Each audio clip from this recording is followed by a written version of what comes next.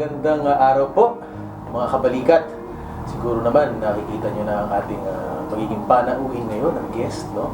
Kilala na, hindi na kailangan ng introduction. At wini-welcome namin kayo sa another episode na naman. Nagsama-sama tayo kabalikat live. Ako po si Paolo Papa, mula sa PSM-BFI. At ako naman po, si Shadow Marquez, mula rin sa PSM-BFI. At without further ado, sabi nga nila. Yes, very special. Very special. Mm-hmm. At naway mapaiyak namin kayo sa ating episode na to. Pakikilala na namin. I'm sure hindi nyo na kailangan ipakilala si Sir. Ang ating kabalikat dito sa PSM-BFI, si Sir Julius Manalo. Yes, Police Staff Sergeant Julius O. Manalo. Magandang tanghali, sir. At as our kabalikat, Paolo has mentioned, no? Kilala na natin siya. In fact, yung kanyang storya ay nag-viral. About 3 months ago ba to, sir? Ilang buwan na ba ito nag-viral? Nag-viral siya noong September 29 kasi binalabas. Okay. So, October nagsimula. Yes, oo. Tanda ko yan kasi nasundan ko siya. Simula pa sa TikTok. Ayan, sige. But anyway, again, wini-welcome namin ang ating bisita ngayon, si Kabalikat Julius. Kabalikat Julius na namin siya tatawagan because siya ay isang certified PSM-BFI member. So, magandang araw, Kabalikat Julius. Magandang araw po sa inyo po. At maraming salamat at napagbigyan mo kami ngayon dito, no? So, Sir Pao, ano ba yung mga gusto nating malaman kay Kabalikat Julius? Alam nyo, I'm sure alam na ng madlang people yung kwento ni Kabalikat Julius, no? Pero maganda rin sigurong ma-refresh tayo. Sir, pwede nyo ba kaming bigyan ng, kumbaga, kahit naman, hindi naman summary. Kumbaga yung, simulan natin yung 6 years old kayo. Ako, nung pinapanood ko yung kwento ni Sir Kabalikat Julius, tumatak sa akin yung 6 years old, musmus na musmus pa lang, kailangan niya ng ma-experience yung gano'n. Yes. Ganong kwento. Sir, ano bang, kung maalala nyo ngayon, ano yung talagang nananaig na pakiramdam nyo dati? Galit? Pagsisisi? Ano ba ang... During nung 6 years old ako, ang alam ko lang talaga na is nabigla ako sa mga pangyayari. Nabigla? Kasi kung tatanungin nyo, magsisimula tayo sa 6 years old na dinala ako sa Pilipinas. Yung araw na yun, biglaan din yun. Wala silang... Walang pasabi na, sa ganitong date, pupunta ka ng Pilipinas, walang ganun. At umaga, ginising na lang nila ako. Alisa tayo? Parang ganun. Although may gamit na, ba't may naka-impake dyan? Gamit ko pala yun. Tapos yung tito ko naka-BS, yung nanay ko naka-BS. Yung tito ko, pinamasahe pa yung mukha ko nung ulo ko. So it was just an ordinary day? Parang ordinary Ang expected ko, ordinaryong araw yun. Pero sa kanila pala, hindi na pala ordinaryong araw yun. Or pati rin sa akin, hindi lang nila sinasabi. Tapos, sinasabi na nga nila na, ako pala nagtanong, ba't kayo naka-BS? Hindi, ngayon ka na pupunta ng Amerika. Amerika? So bakit Amerika yung naisip nilang sabihin sa'yo? Lumalaki ka ba na parang meron kang pagnanasa na makarating ka ng Amerika? Bakit Amerika? Kasi, nung napagdesisyonan nila na dadalhin ako ng ibang bansa na o ibibigay ako sa tatay ko, napansin nila na ayaw ko talaga. Pagkatapos, habang kinakausap ako ng tito ko, nabanggit ko na gusto kong pumunta ng Amerika. So, yun yung ginawa nilang plano. O sige, lalansihin natin si Julius na kunwari, pumunta siya ng Amerika para mapapayag natin sumakay ng aeroplano. So sir, nung araw na yon, wala na dun yung father mo? Nandun siya sa may airport nag-aantay. Nag-aantay. Pero that time, separated na silang dalawa? Yung separated na, 4 years old pa lang ako, hiwalay na sila. Hiwalay na sila. Okay. Kasi yun sana yung susunod kong tanong yan, no? Kasi I thought initially, magkasama ba yung parents mo? Tapos biglang they decided na maghiwalay. Kasi question yan meron ka bang napuna sa mga magulang mo para mauwi sa hiwalayan? Like, nag-aaway ba sila? Pero yun pala, at a young age of 4, magkahiwalay na pala sila. Marami ako naalala. Below 4 years old, 3 years old, 2 years old, may mga binabanggit ako na away niya, nagugulat sila. Alam mo yun, 2 years old ka? Oo nga. Yun nga, ang doon ako bata, na... no? Even yung 6 years old, di ba? Parang kasi ako, iniisip ko, at may mga naaalala ko nung panahon na 6 years old ako. Wala na Wala na akong maalala, pero siya grabe yung Sa memory niya. ganung kabatang, pag-iisip. Oo. Very vivid yung Yes. memory ni Sir. So, bali, okay, so di sinama ka na ng tito mo sa airport. Nandun, pagdating mo sa airport, nakita mo yung iyong father. Okay. Did you cry? Hindi. Walang Actually, anything? masaya ako kasi pupunta nga kami Amerika. For 2 weeks lang. Tapos babalik eh. Kasi masaya din naman ako pag dinadala ako ng nanay ko sa tatay ko. Actually, meron akong ina-upload ng video about sa routine ko sa Korea. Madalas din talaga wala akong kasama sa bahay. Kaya pag dinadala ako sa tito ko or sa tatay ko, masaya ako. Okay. Kasi kung bagong environment, may bagong kalaro, gano'n. Yeah. So, yun yung feeling ko. Sanay na, no? Yun yung feeling ko nung nakita ko yung tatay ko, yes, masaya. Punta kami ng Amerika din, babalik ng Korea din. I see. Sir, anong fondest memories mo sa Korea with your mom? May mga naiisip ka ba na hindi mo makalimutan hanggang ngayon? Actually, ang lagi kong kinukwento nung una, kasi nga madalas nga wala yung nanay ko, di ba? Or kung umuwi siya madaling araw, pagising ko, tulog siya, ako papasok na. Then pag uwi ko, wala siya. Okay. So ang madalas kong kinukwento dati, Saturday, kasi wala akong pasok. Sabi ng ng lola ko, nandiyan yung nanay mo. So, ganun ba? So, pinuntahan ko sa isang kwarto. Tulog siya. Tapos, nakahiga siyang basay. Ginawa ko, kinuha ko yung kamay niya, niyakap ko sa katawan ko. And then, kahit bagong gising ako, nakatulog ako. Yun nga eh. Yun nga. Naalala ko na naman yan. Kahit hindi ako napanood ko na ng mga ilang beses yan. Tapos, naiiyak pa rin ako. Oo. At saka Iba yung nanay. At saka si Sir Julius, I don't know, parang, hindi ko alam eh, parang there's something special. I'm not patronizing you because, just because you're here. But, miski nung mapanood ko siya, dun sa dalawang shows na where he guested, there's something in him kasi, you know, parang medyo poetic ka, sir. Alam mo, you know how to, parang yung emosyon mo, kaya mong ilagay sa tamang salita. Parang ganon. Exactly what he said now, na nung nilapitan mo yung nanay mo, niyakap mo, kahit bagong gising ka, nakatulog ka. So that means, that's love. You cherish every moment. Oo, that's love. And the comfort na nararamdaman mo pag kasama mo yung nanay mo. So hindi na ako magtataka kung bakit pinilit mong hanapin. Di ba? Yung mother mo. Ito, makwento ko lang. Ulilan ako orphan. Namatay yung father ko 2015. And then, my mom just died. Ito lang, this October. Iba pala, pareho mong mahal. Pero iba ang sakit nung mawalan ka ng nanay. I don't know. Probably kasi yun nga may connection kasi kayo di ba? Imagine, nagaling ka sa kanya, isa kayo ng, di ba, yung pusod ba, yung nakakabit. So, iba pala. Pero hindi ko sinasabing hindi ko mahal ang father ko. Pero iba yung sakit na naramdaman ko when my mom died. So I guess, exactly how Julius, kabalikan Julius, felt. No? Galing Actually, yung the way pag-describe mo sir sa amin. Galing mo. Iyakap, nakatulog kayo. Kinuha ko yung kamay niya. Kinuha yung kamay. Ipinalot mo ganun. Pinalot kong gano'n. Kasi, yun yung namimiss ko Nanay ko siya pero hindi ko siya makatabing matulog. Kasi lola ko nga madalas katabing ko matulog So, minsan mo lang maramdaman yun. Sinulit mo na ng oras na yun. Kahit bagong gising ka, talagang nakatulog ako na. Grabe. Sige sir, tanong tayo dun sa pagka-uwi mo ng Pilipinas. So syempre bagong na siya, bagong mundo na siya sa'yo. Kasi sir, pinanganak ka sa Korea, tama ba? Yes po. Okay. So first time mo tumungtong sa Pilipinas. At a young age, na culture shock ka ba? Sa mga oras na yun, nung mismo dumating ako, hindi pa. Kasi ang preoccupied pa yung isip ko, hindi, gusto kong bumalik doon. Gusto kong bumalik doon, sinabi na nila sa akin. Dito na nila sinabi sa akin. Hindi ko alam paano natapos yung araw na yun. Ang alam ko lang siguro, baka napagod ako sa kakaiyak, nasa nakatulog na ako. Grabe, no? Parang, kung ma-imagine, no? Sa ganung kabata. Ganong kabatang edad, Sir, naranasan mo. na-feel mo ba masasabi mo ba na medyo na-trauma ka? I mean, meron bang impact yung phase ng buhay mo na yun na galit ka, malungkot, hanggang bago mo ma-meet si mami? Na-traumatize ka ba noon? Or naging way ba yun siguro na for you to Hindi ko kayang i-diagnose yung sarili ko dun Pero, meron akong mga bagay na iniiwasan. And then apparently, nalaman ko lately na yung forgetting is also a form of healing or form of, para hindi mo maramdaman yung sakit. forgetting.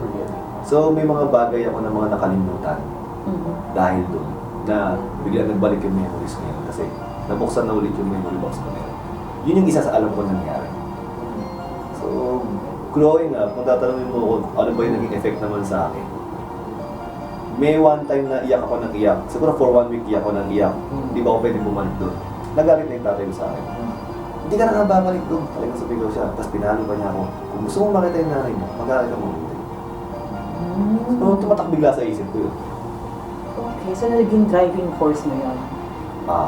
Ngayon, siguro kaya ko na sabihin na kaya minsan maraming nagagalit sa akin being a perfectionist. Kahit pagko-coach ko. Kahit sa mga ibang bagay. Although hindi ko sinasabi sobrang galing ko sa isang bagay. Kahit sa pag-aaral ko pag may nagkakamali, kunwari groupings, mabilis ako maasar. Kasi itong ginagawa ko is something na hindi ako pwede magkamali. Kasi meron akong goal na alam ko ito yun para mahanap ko yung nanay ko. So, minsan masyado ako nagiging toxic siguro sa ganung bagay. Tingin ko So is it safe, is it right to say na umikot yung buhay mo dun sa pagnanasa mo? Kasi bata ka di ba? So yun yung in-instill sa'yo Kung gusto mong makita nanay mo, mag-aaral ka mabuti. Longing for your mom. Yes, so masasabi ba natin na talagang buong buhay mo ay uminog na dun sa kagustuhan mo na makita siya ulit balang araw? Hindi mo nakalimutan yung not a single day. Siguro ganito. Meron akong ginagawa na gusto kong ayusin yung buhay ko. And alam kong merong purpose yun. Pero yung purpose, madalas, kinakalimutan ko kung ano yun. Pero pag biglang huminto ako isang araw, inalala ko, bakit nga ba ulit ako nagsusumikap? Pag binungkal ko lahat yun, isa sa long-term goal ko yun. The reason why tinatago ko yun, parang nilalagay mo lang sa ilalim ng carpet. May tago mo lang, pero alam mo nandyan. Okay. Para lang hindi lang ako masaktan. Yes. So, noong mga panahon na yon, natural ang pakiramdam mo, hindi ka kumpleto bilang tao. Yes. Hanggang ngayon na lang na makita mo yung mother mo. Yes. Grabe, So, that's a long time. pwede ko bang i-forward ng konti? Anong pakiramdam mo ngayon, sir? Na, I'm sure marami ka ng engagement, marami ka ng interview, pero yung bang personally na-meet niyo na yung nanay niyo, wala ka namang hindi siya masaya, di ba? Ibig sabihin, I mean, if just for one word, ano yung pwede niyong sabihin, sir? Sorry marami na nagtanong sa akin yan sa lahat ng interviews. Pero walang single word na Wala. So words can explain. Ang sabi ko lang, kung sino makaka-invento ng salita para sa Yeah. Talaga sobrang saya. Yun nga. Yun yun, mga kabalikan. Oo, kasi parang it's beyond happiness. Yeah. Yes. It's beyond happiness Alam lang natin parang, ay, ang saya, di ba? Kasi nakita mo na siya. Pero hindi may gigil. Alam mo yun, meron pang mas higit sa salitang happiness. Kung And yun yung, I totally agree with him. Wala pa sa dictionary. Wala kasi, hindi pa siya na-invento. Yung salita na yon, di ba? Pero, again, ang swerte ni Sir Julius. Kasi may mga ganyang situation na talagang hindi nila nakikita Yes. Di ba? And I guess the Lord is, very kind to you, no? Sobra po. Oo. Kung alam niyo lang po yung story, paano nangyari lahat, naglapat-lapat. Ang galing Puzzle, parang puzzle na lang. Oo. Pero gusto kong balikan yung struggle ni Sir Julius. So, syempre, ang hirap nun may long-term goal ka, makita yung nanay mo. And meron ka ding mga struggles along the way, Yes. di ba? And normally, tayong mga anak, kapag may mga struggles tayo, ang kinakapitan natin yung magulang natin. Mostly our mother. So during that time na may mga struggles ka, mas naramdaman mo ba na ang hirap pala ng walang nanay sa tabi? Yes. Totoo. Talagang may isip mo yun na parang unfair. Yun. Bakit sila ganito? Parang unfair talaga. Pero ang galing kasi yung iba na pariwara, ikaw hindi. So what made you decide na hindi ako mapapariwara? Babaguhin kasi nga because of your mom. Yun yung long-term goal mo. Tama ba? Yes. Sometimes kasi, hindi ko alam kung ganito rin dapat ang thinking ng iba or baka natsambahan ko lang yan. Na minsan ginagawa lang nilang excuse yun The reason why gumawa ka ng hindi maganda dahil gusto mo. And then pag nahuli ka, gagawin mo excuse, wala kasi ako nanay. Ayoko maging ganun. Oo. Tama. So ang ginawa ko is, wala naman patutunguhan yung pagka-rebelde. Na-realize ko, wala naman patutunguhan yung yung pagmamaktol or yung mga negative feelings na gagawin mo dahil sa sitwasyon na yun, wala ka naman solusyon eh. Yes. So you just have to move on. Tapos napansin ko din, simpleng bagay lang. Nasa kinatatayuan ko na to, maring ito yung view ko. Isang hakbang lang, mag-iba yung view ko. So why not move forward, konti-unti, short-term goals muna, baka makakita ko ng ibang view, and then because of that, I can reach the long-term goal. Ang ganda. Alam mo, buong buo ka as a person, kanino mo i-attribute iyang pagiging buo mong mag-isip?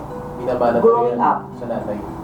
Ganun ba yun? Ang sabi nila. So kahit nawala ang presensya ng nanay, Ang talino daw at ang oo, yung Abilidad. pag-isip, okay. sa nanay. Pero kung iniisip ko kasi, it might be, syempre kasama mo rin yung father mo, Yes. di ba?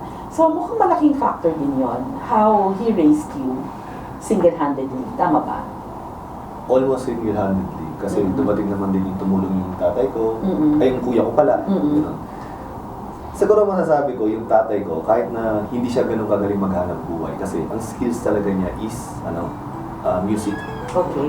Tapos, hindi siya ganun katapang sa buhay para gumawa ng maraming pagkakakitaan. Kahit siya, binado siya ngayon na, pasensya ka na hindi ako naging matapang. Ito talaga yung alam ko. Mm-mm. Pero lagi niyang ini-instill sa akin yung mga moral values. Mm-mm. Ayaw niya yung di ba, ang sabi nababago yung panahon, yung moral values nagka-adjust. Siya hindi. Mm-mm. Hindi mo pwedeng baguhin ang moral values. Ah. Maaaring yung technology, maaaring yung mga ibang bagay, Yeah, tama. nababago yan sa paglaon ng panahon. Yung moral values, hindi. Sa simpleng lang eh.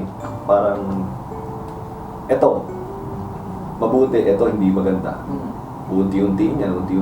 Hanggang sa dumating sa panahon, ay, ang layo na pala natin sa totoong mabuti natin. Mm-mm. Ayaw ng tatay ko yun. Hanggat maaari, kung sa family natin ang moral values natin ganito. Sa ibang pamilya, kung ang moral values nila is ganito, hindi natin pwede sabihin mali yun. Pero tayo, ito tayo. See, that's my point. Kahit na tatay niya lang yung nandyan, father niya lang, pero kasi the way the father thinks and how, Oo. he values those things, no? Yung naging And, foundation, oo. pillars. Kaya ganito siya. Kaya lumaki siyang ganyan, buo, di ba? Kasi ko just imagine, medyo may mga kilala ako dyan na, yan, lumaki na walang magulang, or walang ina, or walang ama, hindi kinakaya, no? Nung naiwang magulang ang pagpapalaki. Kaya napapariwara ang bata, di ba? But, okay, sige. So, ando na tayo, no? Nalagpasan mo na yung mga struggle na yun. Dun sa, nung pinapanood kita, sir, nabanggit mo na meron kang mga pagkakataon na kailangan kang magtinda. Yes. Nagbasahan ba yan? Oo. Tama ba? Oo. Bakit kailangan mong gawin yun? Actually, bago naman basahan, may mga ibang nagsimula eh. So, mga scraps muna sa ibang bahay. So, napansin ko, kumikita. Una, laro lang eh. And then, na-realize ko, nung kumita ako, nakahawa ko ng pera. Teka, sa bahay namin, wala akong kulang. So, nag-give back muna ako ron, percentage nun doon. Ilang taon ka na, sir? Sorry. Siguro nasa mga 8, 9, 10. Ang galing, Galing naisip mo yun, sir, mag-give back, Oo, kasi Ang galing. kasi nga ang tatay ko umalis. Oo. So, nung bumalik siya, nung naghihirap kami ulit, teka lang, sabi ko, Galing. nag-decide na yung tatay ko na hindi umalis eh. So siguro, para medyo maibsan yung hirap ng buhay namin at yung load sa tatay ko, teka, tulong ako ng konti. Ganun. Wow. Grabe, no? Sa tao na siguro yun. Oo, siya na yun. May mga tao talagang gano'n. Oo. Kumbaga, yung destiny ay nakaplano, itong tao ito magaling. Sabi ni Lord, medyo bibigyan muna kita ng challenge. After 31 years, doon mo marirealize na yung lahat ay dahil dito. Kasi Na-mention mo 8 years old. Oo, kaya nga. Na-mention mo kanina, sir, yung kuya mo. Yes. So you're referring to Sir J. Manalo? Yes. I see. At what age mo nalaman na kapatid mo siya? Pagdating po ng Pilipinas, siya po yung nagsundo eh. Siya yung ilang taon na siya? Siguro mga... Artista na siya? Nagbo-model-model na po. Nagbo-model na. Pero ang misconceptions kasi, pag nakikilala sikat, akala maraming pera. No. Sa artista, pag galing ka sa mayamang pamilya, malaki talent fee mo at marami kang pera. Pero pag galing ka sa wala, kagaya ni Kuya, from scratch, maliit ng talent fee niya. May ano rin no? May discrimination din, no? May inaano rin nila yun. So, Tama yun. yun, hindi siya makatulong ng todo, pero minsan, maririnig mo yung usapan. Diba, ito, 100. Kung baka wala ka na, hindi, may 700 pa ako dito. Hindi naman ganun yung usapan ko, may isip ko ngayon. Halos wala rin palang pera si kuya. No? Pero tinutry pa rin niya mag-guilty sa tatay ko. So nakikita ko din yun, ayaw ko lang i-attribute sa isang tao sa tatay ko, yung mga nakapaligid sa akin na gano'n. Lagi ko rin iniisip yun kailangan ko rin silang ibigyan ng credit. Yeah. Hindi laging sa akin. Ayaw ko nga sa akin kasi hindi naman ako magiging ganito kung sa kanila. Hindi mo ba naisip na sumunod sa yapak ng brother mo? Kasi pwede ka rin modelo eh. Patangkat ka, gwapo ka, di ba? So, hindi mo ba naisip yun? Or hindi in-offer sa'yo ng kuya mo yun? Ayaw ko ni kuya. Ayaw niya. Because? Hindi niya gusto yung hirap ng pag-aartista pagka galing ka sa hirap din. Kasi nga, yung sa nakikita niyang ganong kalakaran. Okay. Ganun pala yun, ano? Hindi walang pinag-iwan sa social, ano na. At one time pala naisip ko. Kasi, nahanap ni kuya yung nanay niya dahil sikat siya. Medyo same kami. Ganun eh. Okay. So, sikat siya, may nakakita sa kanyang OFW. Nakatrabaho ng nanay niya. So, sabi nila, uy, parang sikat to, ganyan, parang kinikilig sila. So, ngayon nakita ngayon ng nanay na, anak ko yan ah. Anak mo to, para sabi, he's a famous actor in the Philippines. Nasa Amerika yung nanay ni kuya ng time na yun. Sabi niya, really, ganyan, anak ko talaga yan, sinabi niya yung pangalan. Dahil dun, nahanap si kuya, dahil sumikat siya. So, inisip ko, kailangan ko ba sumikat? Oo, para mahanap ka yun. rin. Oo, Naisip baka ko yun. same, ano, no? Same scenario, no? Ano. So, pero, bakit hindi mo tinuloy? Ayaw nga ng kuya mo. Ayaw ni kuya, and also, siguro hindi dun yung nasa isip ko. Okay. Yun po. Aha. So, since hindi yun ang naging path mo, no? And obviously, ngayon, that's why you're here, because now you are a certified policeman, no? Public safety practitioner. Bakit pagpupulis ang iyong Oo nga. napili? Yung question ko. Destiny to eh. Kasi hindi ko naman pinili to. Aminin ko na po sa inyo. Yes, nagustuhan ko siya, lalo na sa mga sabing, like, it's a stable job talaga. And also a noble job. Yun lang, challenging talaga. Pero nagustuhan ko siya in a way na, siyempre, galing ka sa hirap. Kahit pa paano, pagka pulis ka, alam mo talaga na stable job siya. And maraming opportunity feeling ko na mas darating pagka ginamit mo sa maayos na paraan ng pagiging pulis. Naging mabuti ka sa paligid, maiisip nila, uy, itong pulis na to, mabait to, katiwa-tiwala to. Mas nadodoble. Pag gumawa ka ng hindi maganda, mas doble, di ba? Pag gumawa ka ng maganda, mas doble din. Na ma-magnify. No? So iniisip ko, it's an opportunity, tiwala naman ako sa sarili ko na maayos akong tao. So sige, tuloy natin itong pagpupulis. Ayun. Ayos, no? At least, di ba, right path talaga yung... Kwento ko lang, no? Pinapanood ko yung video niya nung time na tumatakbo siya. Papunta sa mother niya. Yeah. You were in your uniform, Yes. police uniform. I couldn't help but, you know, I felt proud. Kasi, syempre, we serve the police eh. Yes.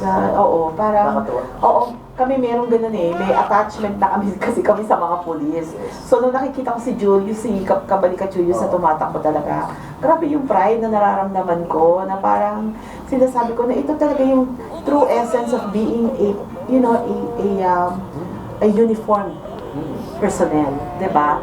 Ihahangaan mo talaga eh, 'di ba? Irerespetuhin mo talaga. Even yung choices niya in life.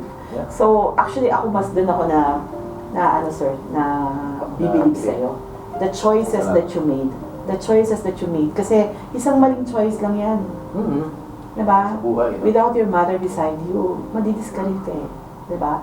But you made the right choices. So, sa tulong na rin ni Lord yun. Diba? Guidance na rin ni Lord yun. Diba? So, sir, kailan niyo sinimulan yung vlog niyo na Finding Mom? Actually, yung Finding Mom, nagsimula talaga yan nung nagsabi na yung Korean na, o pumunta kami dyan, interview ka namin. Yun yung unang sinabi lang nila. Okay. So sabi ko, mukhang may chance ah. Mukhang may lead sila. So gawa ko naman yan. September lang din. Then, August nagsimula yun. And then, after mga ilang hours, after ko gumawa ng video, yung unang video, nagbago sila ng plano. Puntahan ka namin dyan, interview, then, uuwi tayo ng Korea kasama ka. Ako, hindi pa nila sinasabi yan. Hindi pa sinasabi nila sa'yo na hindi pa mo pa alam na nakita na nila. Hindi ba? Meron something. Pero ang unang naging problema sa akin, hindi yun eh. paano yung pagpupulis ko? Yes, oo, Kasi hindi naman ganun kabilis mag-leave. mag-leave. So I have 3 weeks yata para ayusin yun. That's why sabi ko nga, grabe si Lord. Sinakto niya lahat. Galing, ano? So what happened? Umuo ako. Sabi ko, sacrifice na to. Talagang kung i-give up ko itong trabaho, wala akong magagawa, mag-give up ko na to. And then, lumapit ako sa mga kakilala, ng mga officers. Ang sabi nila sa akin, kung ganyan naman ang PNP makatao, di ba? So, baka magkaroon ng consideration. Dali mo muna sa legal. Okay? Para meron kang babalikan. So, napakaganda ng payo sa akin ngayon. So, ginawa ko, sinimulan ko. Tapos tawag lahat ng makilala. Akalain mo, halos lahat ng kabas ko nakapwesos lahat sa lahat ng kailangan ko. Grabe. Tapos, pag pumunta ako doon, ang kapal ng mukha ko na kahit kausapin ko si Director, hindi pwedeng gano'n. Teka lang, tanongin natin kay Abe. Si Abe, babasahin niyo. Naglagay ako ng personal letter kung bakit. Halika nga rito, totoo ba itong kinakwento mo? Totoo, Korean novela. Ay ko, totoo po yan. Ganun ba? Sabi ng ganun. Ano ko na lang, ilalas ko na lang sa may DBR. Talagang sobrang tapang ni ma'am. Sabi, ang hirap pakiusapan niya kasi talagang straight yan. Pero, nanay din yan, sabi ko. Nung nabasa niya, bigla siyang lumambot. Sabi niya, siguraduhin mo totoo lang to ha. Siya kumausap kay Director, pinayagan. Lahat halos gano'n nangyari. So, almost 3 weeks, lahat yun nagawa ko hanggang travel authority. Sabi nila sobrang imposible daw nun, pero sabi ko, binigay sa akin ni Lord. Pinave talaga niya yung way para sa'yo, no? Hindi siguro may kanto ang buong kapulisan sa, storya mo? Kilala ka na, sir? Lahat po ng mga nadaanan ko, mga kabatch ko, lahat yung pinasalamatan ko, and then sila rin, natuwa sila sa mga nangyari. Kahit sa opisina nila, pinanood nila kahit hindi nila naiintindihan. And then, kahit nga daw yung mga tumulong sa akin, grabe daw, naiyak, dalawin ko daw sila. Yung iba, unti-unti ko na natadalaw eh. Pero natuwa-tuwa sila sa nangyari sa akin. Sir, sa tingin mo, ano ang purpose nito? Maliban sa na-share mo na, maliban sa nakita nyo na yung mami nyo, tingin nyo ano pa yung bakit nangyari sa inyo itong kwento na to?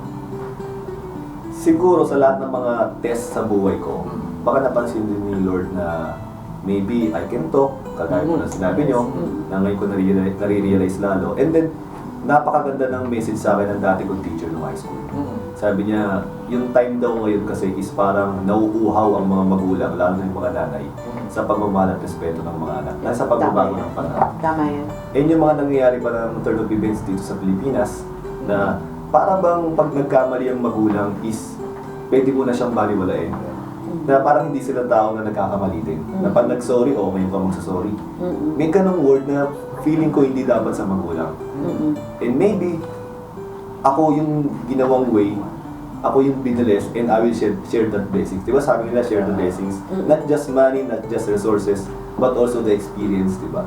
Yung wisdom, So wisdom. So nangyari, yung nangyari sa akin, nakapag-heal ng ibang tao. And that's why every interview, pinipilit ko makapunta para to share the blessings palagi. Actually, sir, mo na yan baon mo na yan. Pag dumating na yung panahon natin, lahat naman tayo ay, darating yung ating panahon, di ba? Nakakaharap natin si Lord. Pero siya may baon na siya Meaning, pag tinanong ka ng Diyos, anong nagawa mong mabuti sa lupa, di ba? Lord, Yun na yun Lord, I mean, yun na yun Kasi, for all you know, sinasabi namin to sa'yo, pero mas marami pang kwento na na-inspire sa'yo Alam mo yun? Yung parang marami kang nabago yung takbo ng utak, ng desisyon. Kung galit sila sa nanay nila ngayon, baka, di ba? Nawala lahat ng galit. And grabe yun, plus point sa'yo yun. Plus pogi point sa'yo yun pagdating kay Lord. Diba?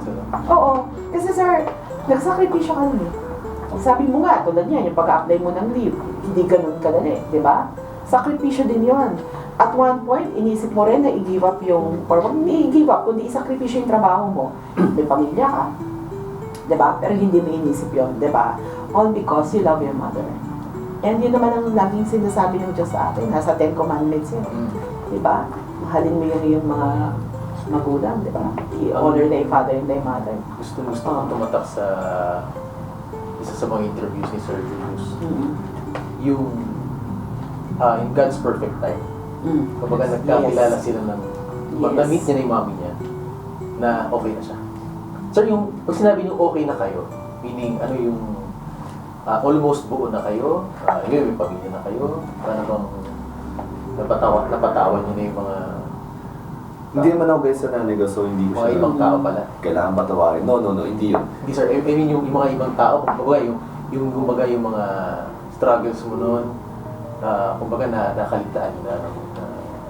Yung sinasabi kong perfect timing kasi, kung maaga ko nakita yung nanay ko, baka hindi pa gaano okay yung buhay ko. Maawa lang din siya sa akin. And hindi kumpleto yung saya na, nandiyan na yung dalawang bata eh. Iba talaga eh. Tapos kumbaga, all the spices are nandito na. Lola na siya. Kumbaga, lutong-luto na. Naging police ako and naging basketball player din ako, semi-pro, in-pro. So parang, alam mo yung sobrang yung spices kumpletong-kumpleto. Self-made eh. Parang, Mga medalya na, nandiyan yes. na. Mami, Kumbaga sa pagkain, nung ipinaresenta sa nanay niya, kumpleto garnishings. Andyan na lahat. So parang si mother, ay ang sarap naman ito, 'di ba? Parang ako bilang ina, nanay na rin ako. Kahit ako yung nasa sitwasyon ng mother niya, makita ko na ang anak ko, na hindi ko nakita for the longest time, ay naka-uniforme, self-made, may pamilya, buo ang pamilya. Grabe yung happiness mo. 'Di ba? Sobra 'yon. Kaya yung iyak ng mother mo, nung pinapanood ko yung video, doon talaga yung tumulo yung luha ko eh. Kasi ramdam na ramdam ko yung ligaya ng isang ina. Kasi for sure, kung ikaw man ay longing for your mother, ganun din siya eh. Wala namang ina, kahit na gaano kasama. Walang ina na hindi oo naman. nagmahal ng todo. Hindi ko ma-imagine na mayroong isang nanay kahit na sabihin pariwara siya o ano, na hindi niya minahal yung anak niya.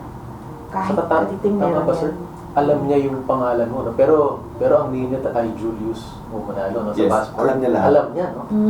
Ano po eh, kahit na natapos na yun nangyari, so siyempre i-edit pa ng TV Chosun, Mother's Spring Day yung pamagat ng palabas eh. So, nung pinanood ko na ulit, kinakabahan pa rin ako kung ano ba yung naging reaksyon ng nanay ko. Nung nalaman niyang hinahanap ko siya. Tapos sabay, pumayag siya makipagkita. So pinakita sa kanya yung picture, baliktaran yun eh. So pinakita sa kanya. Sabing gano'n, kilala mo ba yan? Yes, anak ko yan. Si O Junyo. Pero nakasulat sa passport is Julius Manalo. Ang galing. Yun ang magtataka ka, paano yun na-monitor yun? Ay, Ano nga po eh, alam niyo yung pinapanood ko. Sabi nga ng host dun, alam ko masaya ako, pero lumulita ako. Yung parang kahit ako naiiyak ako na yung nanay ko, kung gaano pa siya kagusto makita. Ganon din siya. Kasi kinakabahan din kami, baka mami ako lang may gusto makita siya, baka may pamilya na siya, baka may anak na, at ayaw niya na ako makita. Or, sige makita lang, tas okay na. Hindi, talagang gusto niya ako makita at makasama talaga. kumusta yung reception ng Korean audience dun sa story niyo? Sabi talagang big daw dun. Talagang sobrang big daw dun. Ang ano ba, kasi ako familiar sa culture ng Korea, ang South Korea ba ay ganyan ba sila? Familial, ano ba sila? They treasure yung family values talaga. Okay. Ano sila talaga, and also, mas magaling silang gumawa ng mga ganyang senaryo. Mas magaling silang maglagay ng, parang mag-highlights ng mga bagay na sa tingin nilang okay at talagang tatamaan yung damdamin ng tao. Grabe, Sir, no? sa mga interviews niyo ba, nakapagbigay kayo ng message, kumbaga, natanong ba kayo kung meron kayong gusto mensahe sa nanay niyo, sa mami niyo ngayon? Yes, meron Ano ba yung kadalasang, kunyari, nasa harap niyo si mami? Ngayon, Actually, dyan po ako pinaka-nahihirapan eh. Kasi nga, for the longest time talaga, awkward nga sa akin ng magbigay ng affection through salita. okay. Kasi wala yung nanay ko, lagi ko sinasabi, ay, kahit ko na rin birthday ko, hindi, ayoko maganda. Ayoko, yung nagsaganyan. Pag-iwas, ano? So, ang sinasabi ko lang palagi is, dahil mamahal ko siya, salamat, at nanatili kang buhay hanggang mahanap kita. Ganda nun. Kasi, ano eh, yun yung lagi kong tinadasal eh. Just stay. Lalo ng pandemic. Ano ka lang, stay ka lang, kapit ka lang, kasi malapit na kita mahanap kasi nag-iipon na ako para pumunta dyan. Yes. Ganun po yung nasa isip ko. So habang habang paedad ka ng paedad, naiisip mo rin siyempre paedad na rin siya ng paedad, di ba? So parang may fear ka na baka mamaya hindi mo na siya abutan. Okay, and if it happens ng sakit, no? Parang imagine at a young age, yung long-term goal mo, makita siya. Tapos, Sa naalala ko nga, you are finding, hindi after 31, you're finding her for 31. She's looking for her for 31. grabe. Sa project, no?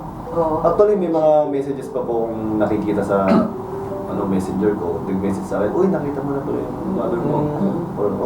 Or, I saw your video. Kasi sabi na ako sa Korean. Pinakita ko nga sa misis ko. Kausap ko 2019 pa. Kausap ko 2020. Talagang dati pa hinahanap na. Oo. Grabe. So, pwede kayo magbigay ng message para sa mga pamilya na nanonood ngayon. Maliban dun sa life story nyo, ano pa yung pwede nyo maibigay na maipayo man lang sa mga pamilyang Pilipino na nanonood ngayon? Siguro ito, hindi ko siya laging nababanggit ng buo. Siguro mas lilinawin ko. Una-una, I'm not saying I'm religious, pero mas maganda kung i-inline mo sa scripture yung karamihan ng desisyon mo. Mas maganda lahat ng desisyon. Kasi hindi ka maliligaw. Sometimes pag kung ano lang yung sa tingin mo mabuti sa sarili mo, that is only convenient for you. So pwede mong baguhin kung ano yung convenient for you. Di ba? Pero kung meron kang guide. And one of the most deceiving word talaga is just be yourself. No? Kasi may mga pinapanganak na malayo sa katotohanan. Pero paano yung mga kleptomania, ganyan? Correct. Just be yourself? No. Ang nakasulat kasi, iwaksin mo yung sarili mo at sumunod ka ng naayon sa utos ng Panginoon Diyos, di ba? So doon, hindi pala totoo yung just be yourself. Sumunod ka sa scripture. So ngayon, ano ba yung sinasabi sa scripture? Huwag kang sumubay sa trend. Di ba? Dapat gawin mo kung yung aral. Yes. And one of the aral is yung moral values sa family. Na respetuhin mo yung magulang mo. Di ba? Napakahalaga nun eh. Ngayon, nangyayari, nadadala natin sa biro-biro muna. Na nagiging totoo na. Hanggang sa dumarating na parang hindi na natin nare-respeto yung mga magulang natin. And that's the reason why ayaw ng tatay ko na yung linya, lalaruin mo, lalayo ka na sa linya ng moralidad. Pag tumingin ka sa likod, napakalayo na. And dating yung point na question mo, ito scripture na. Hindi na yung kabutihan. So, dun pa lang maging matibay ka na huwag kang lumayo kung anong moral values. Hindi ko alam kung malinaw yung pagkakapaliwanag ko. Yes, very clear. Pero sana kahit paano is kapulutan ng aral, lalo ng mga anak. Kaya ko magsalita sa mga anak. Sa mga magulang, kapwa magulang nyo na lang siguro magbibigay ng payo sa inyo. Kasi the hierarchy is different. Mas mataas kayo para sa akin. Yun ang lagi ko tinitin sa magulang. So sa mga anak, para sa inyo yan. Ganda. Sobrang gifted ka talaga, sir. Kanino ka natuto na, to read the word of the Lord? Sino nag-invite sa'yo nung ganun? Siguro sa tatay ko po. Kasi ang tatay ko is Catholic, so Christian, Okay. so follower of Christ, Christian, Catholic. Ang nanay ko is Buddhist. Buddhism. Pero nag-decide ako nung bata ako na pumunta sa Catholic na simbahan. Yes. Pero hindi ko sabihin ko ano yung religion ko para lang wala na. So, yun, bumibili ako ng sariling himnaryo, patawagin yung yun. Tapos tinatry ko magbasa-basa and kung ano yung sa tingin ko okay, kahit na against siya sa pag-iisip ko, pero okay siya sa karamihan yung moral values na yun. Yun yung nakita ko. And sa pagkakita ko, marami akong nakitang maganda. Hindi, lahat na nakita ko pala sa scripture is maganda. Maganda talaga. Yes. Oo, tama yan. And ngayon, sir, so ito na, nakita na kayo ng mami mo. So, how are things with you now? Yung communication nyo, is it constant? Gano'ng constant? May plano ba kayo na magkita ulit? Siguro spoiled si mami ngayon. Oo. Constant, almost every day. The reason why lang hindi nagiging every day, pagka nagkakasakit siya. Kasi yung health niya is hindi pa nakaka-recover. Actually, nagka-COVID siya. Okay, oo. So, ang COVID niya nangyari, pinahina yung immune system niya. So, hindi po bumabalik yung dating health niya. Okay. So, mabilis siya magkasakit. Pag nagkasakit siya, nagsasabi siya, hindi ko muna ginugulo para mabilis siya makarecover. Tapos, medyo nag-aaral ako mag-Korean nung una, kaso nung dumami yung engagements ko, hindi ko magawa yung Yes, oo, yung pag-aaral. So, wala sa option yung video call nung una. Pero pinukulit ng anak ko, mag-video call daw kami. Video call kami, good night, I love you, Lola, gano'n yung nangyari. nagawa pa rin naman namin eh. Ganun. So, ang plan is, next year talaga is magkita kami. Okay. Siya pupunta dito, and then ito try kong pumunta naman doon para frequent. Tapos, unti-unti kong sabihin sa kanya na kailangan mo na mag-decide na sumama sa akin. Para until the rest of your life, kasama mo ako. Oo. So tingin mo papayag siya na umalis ng South Korea? It's either siya or kayo? Feeling ko po ang mangyayari after siguro ng work or retirement, mas magiging madali na kasi sa akin yung pag-alis eh. And I will try to work out kung paano ako makakuha ng passport ng Korean siguro. Para mas mabilis talaga na magpunta rin o siya magpunta rito. Pero mas gagawin ko ng mas lagi kami magkasama, lalo na pagka nagde-decline na yung straight ng katawan. Oo nga. Ilan taon na ba siya? Sa bilang ko po kasi is 58 eh, pero bilang ko ng... Tama. Yes. Ang bilang ko yata sa Korea, 59 siya, parang ganun po eh. Ito pa pala siya. Sir, pwede ko bang mahagip yung pagpapalaki niyo naman sa sarili niyo mga anak? Ano yung style niyo bilang tatay? Alam niyo kasi talagang mahirap eh, no? Maring magaling ka sa kwento or magpayo, pero sa anak mo, may iba talaga. Spoil ng mga Pero hindi ko po ini-spoil talaga yung mga bata. The only time na nai-spoil sila, pagka yung mga lola is nakikialam. Hindi nakikialam in a bad way ah. Yeah. Kaya nagpunta kami ng Korea, ang dami namin dalang ipit ng anak ko, pantali. Tapos yung anak ko, magaling din eh. Lola, Gama, this beautiful. Yun lang sabihin, hindi niya hingin eh. Siyempre, gets mo na, ibibili siya. Aawatin ko sana, kaso hindi ko maawat kasi that's the first time na nagkaroon siya ng Oo, na pagkakataon. Tama. So tingnan ko na lang, umiti na lang ako. Yung gano'n. Along the way talaga, magkakaroon ka talaga ng konting flexibility. Yes. Yun yung ano ko. Pero, yung moral values na na-instill sa akin ng mga magulang ko, ng mga nakasama ko, yun yung pipilitin kong ibigay sa kanya. Hindi ko siya gagawing robot na ganito ganyan. Pero, I will teach him, her, how to think. How to think. Yun. Hindi yung parang, eto gawin mo. Hindi naman niya alam yung fundamentals behind bakit ito yung ginagawa mo. Mari, huwag mong papaluin yung ano mo yung kaibigan mo. Hindi. Hindi mo dapat pinapalo yan kasi masasaktan siya, ma-hurt siya, hindi ka magkakaroon ng kaibigan, and also, hindi rin maganda yan. Kumbaga, fundamentals behind bakit hindi mo pwedeng gawin yan or bakit ito dapat ginagawa. Correct. Pero alam mo sir, as early as now, nagampanan mo na yung pagiging isang mabuting ama. You know why? Itong istorya mo, nag-trend yan eh. Nasa YouTube yan, nasa kung saan-saang platform yan, ng social media. Kakalakihan yan ng anak mo. At makikita nila yan. At pag buong-buo na yung isip nila, ngayon nga, naiintindihan na nila, di ba? Kahit paano. And when they grow up pa, at mas buo ang isip nila, nandun na yung nabigay mo na sa kanila yung example ba? Di ba? Ng isang pagiging mabuting anak sa magulang. And I could just imagine yung pride din. Hanggang sa pagtanda nila, bibitbitin nila yun. Di ba?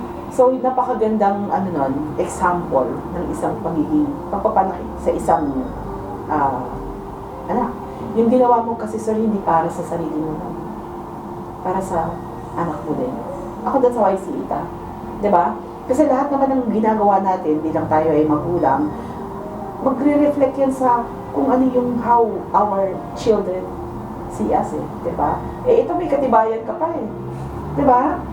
May katibayan ka pa. And ang importante dito, you made your mother happy. Diba? Kasi yung pakiramdam ko, kung ikaw kulang ang pakiramdam ko sa buong buhay mo nang hindi mo siya kasama, ganun din siya eh. Diba? Nawala ka sa tabi niya. So, sobrang grabe talaga itong story na to. Ano kaya feeling ni Mami ngayon na celebrity na rin? Sabi niya nga sa akin, parang daw siya artista ron dami na nagpapapicture. Oo, doon. Sa kaya na siya, no? Tinanong ko rin yung producer, sabi ko, what happened? Nung una daw, mga first day, parang nag-usap sila ng kaibigan niya na nag-connect sa akin, pumunta sa kanya, na parang, ano ba to? Parang hindi okay yung nangyari. Then after 24 hours, pag-gising nila, iba na yung talagang grabe na mga tao, may mga side stories pa, mga nangyari kahit sa Korea daw. Tapos dito after 2 days, 3 days, kasi syempre mas nadali ng konti. Grabe na rin dito na... Eh di sir, pag naglalakad kami, nakakasalubong ka, nakikilala ka. Oo, usually. Wow, awesome. Hindi magpa-autograph naman sa'yo? Puro picture naman. Picture. Puro picture. Yun na Mamaya po yung- picture kami sa'yo. Nakapag-adjust ka na, sir, sa... Limelight. Buhay limelight. Actually, dati siguro mga once in a while, may nagpapapicture sa akin because of my basketball. Sa bagay. Kaso medyo sanay na pala sanay siya. na. Hindi naman po sanay kasi, kunwari, yung ratio po dati is parang 1:100. Ngayon po, hindi na po mga 3:100. Mas madami. Ay, And 3:1. more on nanay. Oo. Kung dati, gusto ko magkaroon ng nanay, gusto ko manap yung nanay ko, although may stepmother naman ako. Sa pa yun. Gusto ko yun. Pero, yung ngayon, lahat parang nanay ko, kahit sa comments, gano'n, may nagme-message, parang ang dami kong nanay ngayon. Fighting mom. Parang ang dami na nag-adapt sa'yo as anak. Parang ganon. Kasi gano'n naman yung ma-feel mo talaga. Kahit ako nanay ako eh. Oo, sabi ko parang napakaswerte naman ang nanay nito. Oo, Di ba? napakaswerte. Kita talagang binalue siya. Tama kayo, binagit mo kanina na sa panahon ngayon, di ba? Ang dami ng mga anak na iba na kasi Madaming naman distractions ngayon. Di ba ang ano ng effect talaga ng social media, no? Sobrang ini-empower yung mga bata to, you know, Magsarili agad. be very Yeah. independent to the point na babaliwalain na, hindi napapahalagahan ng moral values. Tama yun. Pero magaling din yung father mo kasi talagang hindi siya bumitiw sa kung ano yung dapat. Diba? Galing. Very good. Ang ganda talaga nitong ating episode na to, no? Kasi it's also very, Naiyak ka na ba? kanina ko pinikiligan. Kasi sabi nila, pag nag-i-interview ka, hindi ka dapat emosyonal, Hindi diba? naman unang iyak si sir eh. Pag umiyak na, permission to cry na rin. Oo. Pero, of course, hindi naman natin na-establish kanina, no, bago tayo nagsimula, ano ba talaga yung story ni Sir. Pero kasi, parang hindi na naman natin kailangan Hindi na gawin kailangan. yun, dahil kilala naman na si Sir Julius. Pero ito, masaya lang ako because nagkaroon tayo ng pagkakataon na mag-guest siya because ito rin yung what NBFI is all about eh. It's all about family. Sabi nga natin, di ba, kapag ka naman ang isang pulis ay ang aming in-insure, ang pinoprotektahan dito ay hindi naman ang pulis, kung hindi yung pamilya na iiwan. That's the essence of insurance, di ba? So, kaya kami tuwang-tuwa na si Sir Julius sa isang kapalitan, isang PSNBFI member. Kasi yung pagmamahal na ipinakita niya sa kanyang ina, ay ipinakikita niya rin ngayon sa kanyang pamilya, especially just because he is a PSNBFI member. Yes. And of course, that's that's beside the point. Ang importante dito, his story is very beautiful story. Actually, and how, yung kung maihahambing ko yung sinabi ni Kabalikan Julius nga kanina, no, na hindi siya bumitaw. Hindi siya bumitaw. Yun din ang sinasabi namin madalas sa mga members natin. Huwag tayong bibitaw kasi hindi naman to para sa atin. Para sa pamilya natin to eh.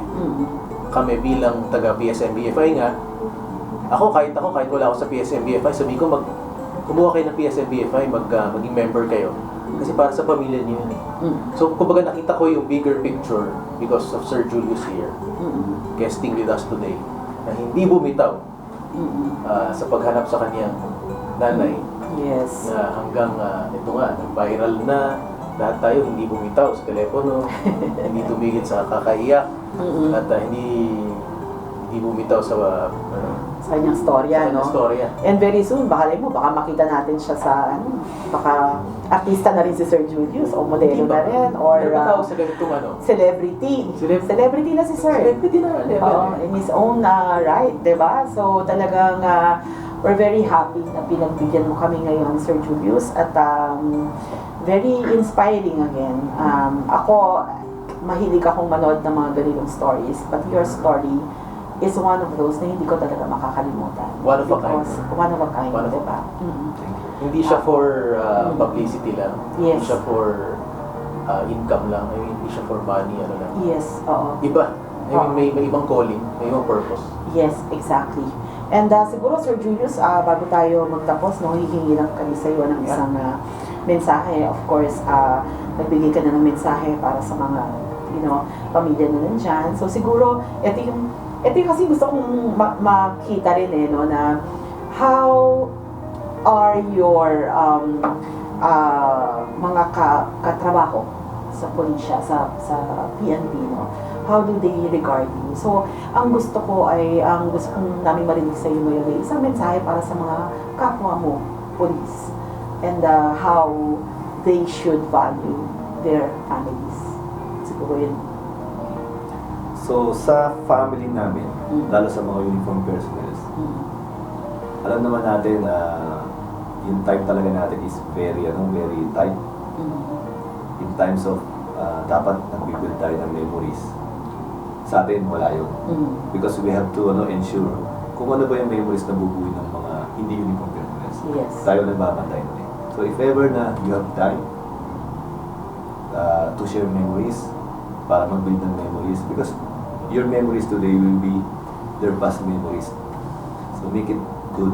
Yun yung babalikan nila eh. And that's what's happening to me din. Diba? Yun yung natutunan ko na yung mga memories ko pala nung i-jealous ko pala yun hanggang ngayon. It's either painful or happiness, diba? So, make it more happy sa atin, mga uniform personnel. Lalo na, konti lang yung time na pwede natin maibigay sa family natin because we are rendering our duty sa sinumpaan natin tungkol. Ganda. Alam mo sir, bagay na bagay kang resource speaker. Oo. Sana sir, Oo. hindi ito yung huling pagkakataon. No? Yes. Nakakausap natin si sir. Susubaybayan natin ang kwento. So, Yes, oo. You're very much welcome sir to Tsaka sir, wag mong don't stop vlogging. Oo, kasi parang, like ako since nakita ko yung story nila, parang gusto ko sumabaybay eh.